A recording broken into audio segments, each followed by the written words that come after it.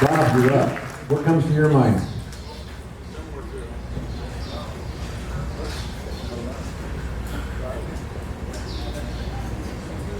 Similar to Wayne's experience, I left ETA school at Great Lakes, came home. I thought I was going to have the whole summer. I was a reserve. I thought I was going to have the whole summer. I walked in the reserve center and they said, "Where you been?" He says, you know, we got orders for you to go on active duty.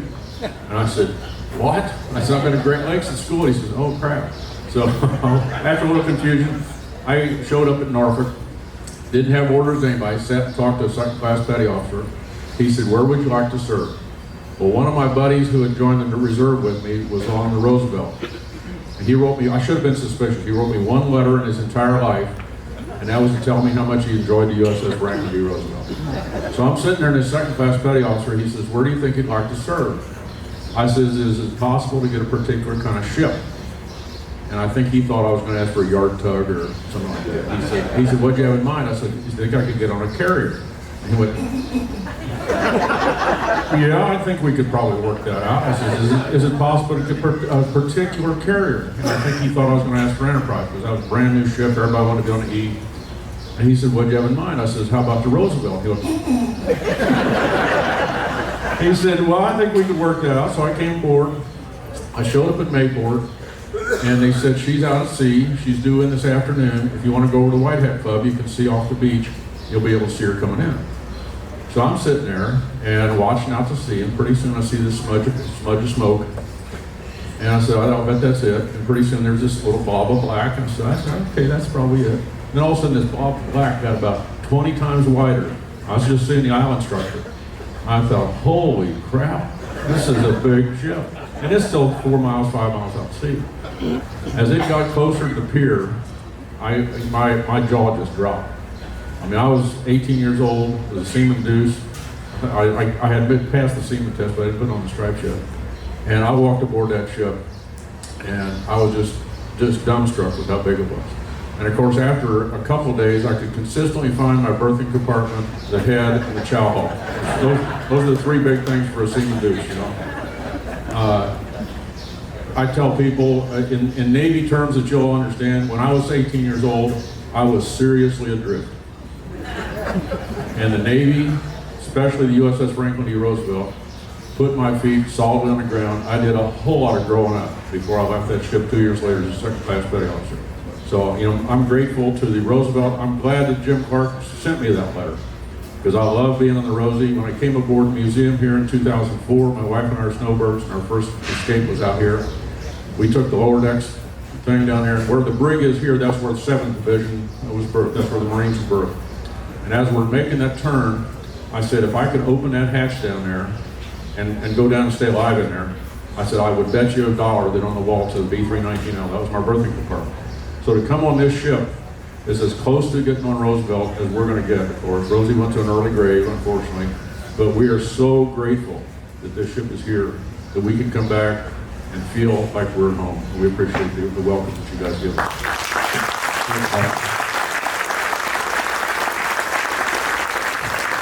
We'll rotate hand me the mic for a moment.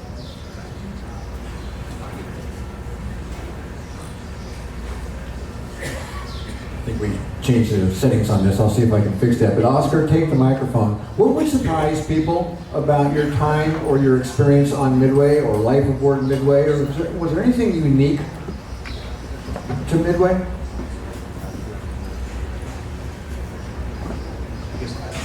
I have to say that there isn't anything that's not unique about Midway. When I was aboard,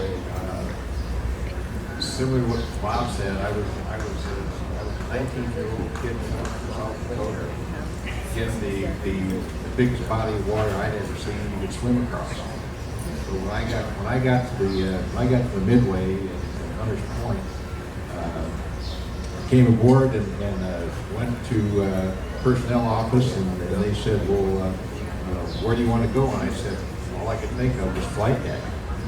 I said, "Well, what about the flight deck?" They looked at my record and they said, "No, I think we're going to push you into CIC." So I wound up with radarman. And our berthing compartment was on the O2 level, our working spaces were on the O2 level, and the only thing I had to get down to below what the hangar deck was to get to the chow hall. And I think in my 3 years, I don't think I ever got below the O2 level. I had no idea what went on down there, and I didn't know until I came back aboard and when they opened this up as a museum, and I got down and actually got down into the boiler rooms and got down to see what actually makes this ship tick and what keeps it going. That was probably some of the most unique experiences I've ever had in my life.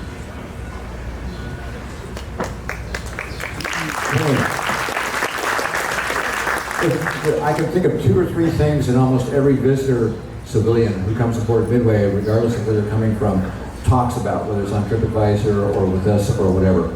So I'm going to take one of those common comments and kind of turn it inside out. How tough were the living conditions on the Coral Sea? Was it as tough as our docents claim they were?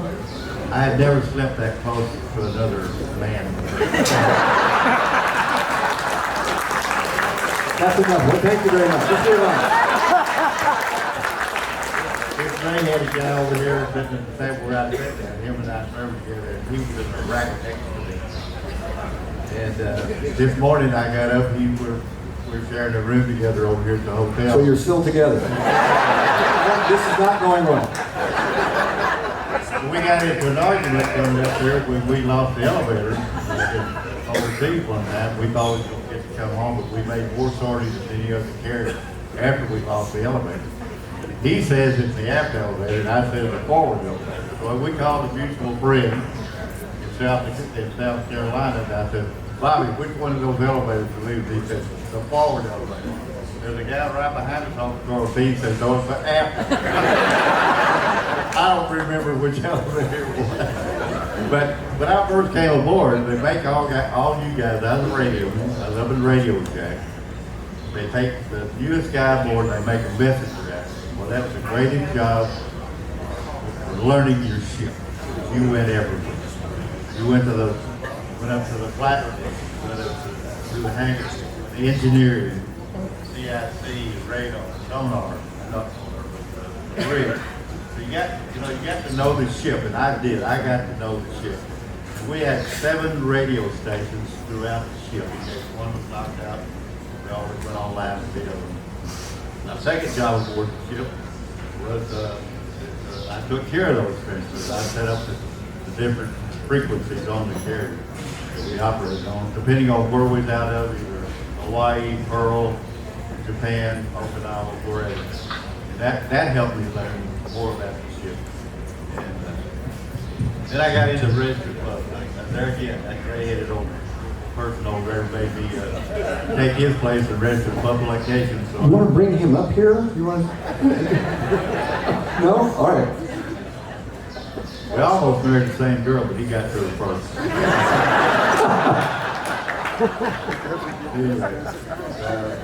I can't tell you how much I grew up before the school street. I got in a lot of trouble when I was a kid. I had the best midnight auto supply house in Dallas, Texas. And there was a robbery division in Dallas. Says there was 9 of us, and he says, okay, I want to have all you guys in Huntsville by the end of the year. This is in September.